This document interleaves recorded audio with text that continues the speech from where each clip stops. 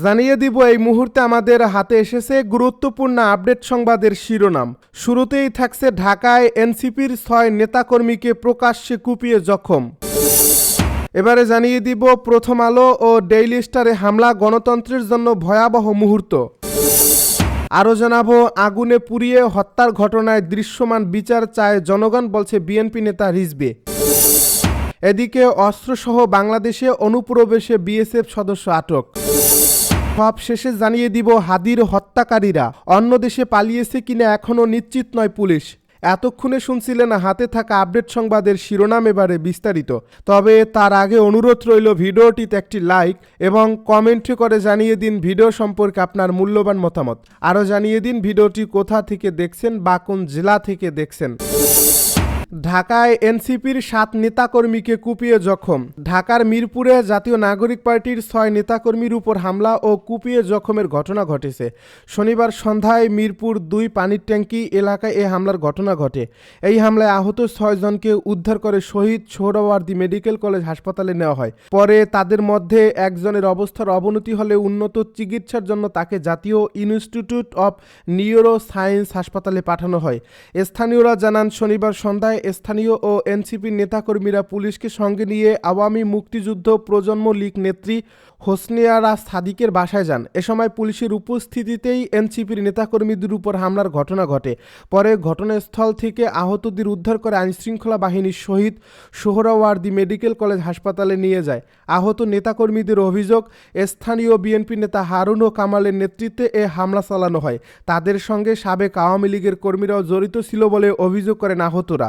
এদিকে এই হামলার ঘটনার পর রাতেই আহতদের দেখতে শহীদ সোহরাওয়ার্দী মেডিকেল কলেজ হাসপাতালে যান এনসিপির সিনিয়র যুগ্ম আহ্বায়ক আরিফুল ইসলাম আদিব। প্রথম আলো ও ডেইলি স্টারে হামলা গণতন্ত্রের জন্য ভয়াবহ মুহূর্ত।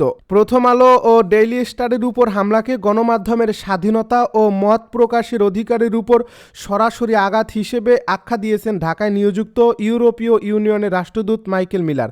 তিনি বলছেন, এ ধরনের ঘটনা বাংলাদেশের গণতন্ত্রের জন্য একটি ভয়াবহ মুহূর্ত তৈরি করছে এবং এমন ঘটনার পুনরাবৃত্তি তারা দেখতে চান না।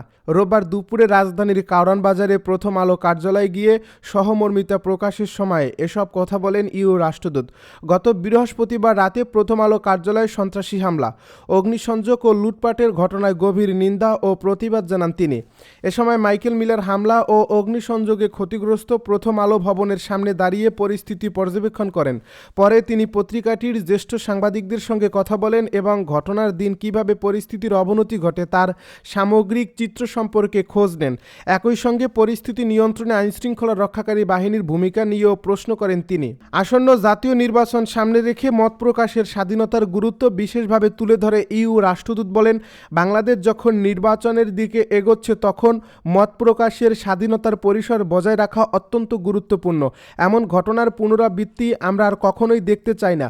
এটি বাংলাদেশের গণতন্ত্রের জন্য একটি ভয়াবহ মুহূর্ত ছিল।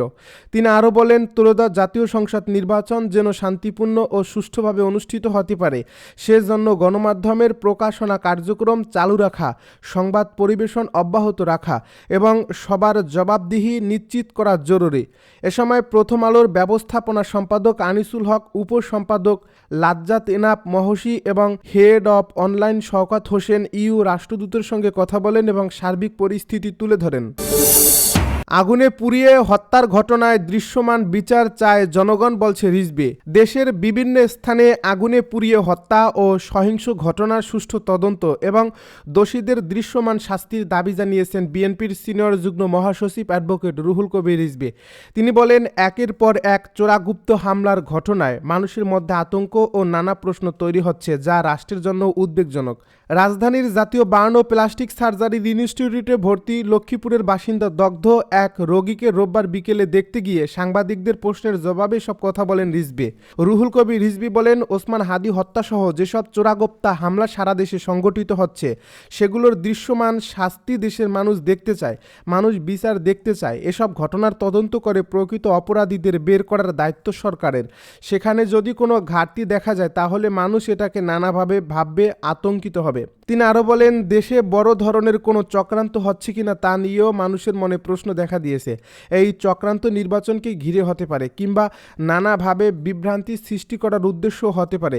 এমনকি কোনো বিদেশি শক্তি বা তাদের দেশীয় অনুসারীরা দেশকে অস্থিতিশীল করার চেষ্টা করছে কিনা সে বিষয়ে জনগণের মধ্যে উদ্বেগ তৈরি হয়েছে।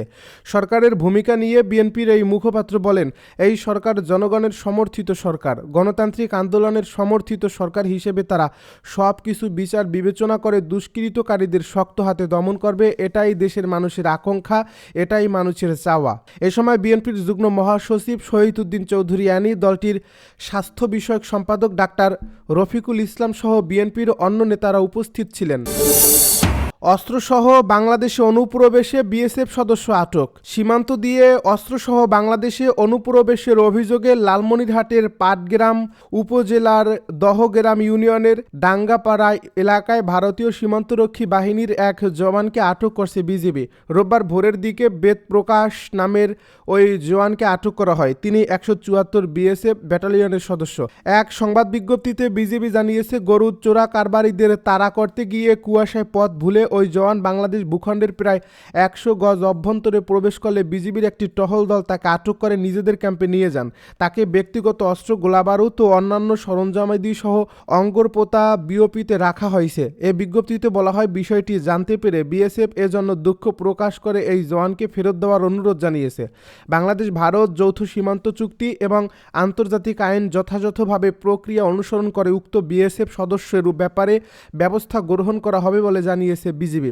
এ বিষয়ে ব্যাটালিয়ন পর্যায়ে পতাকা বৈঠকের আহ্বান জানানো হয়েছে বলে সংবাদ বিজ্ঞপ্তিতে উল্লেখ করা হয়েছে।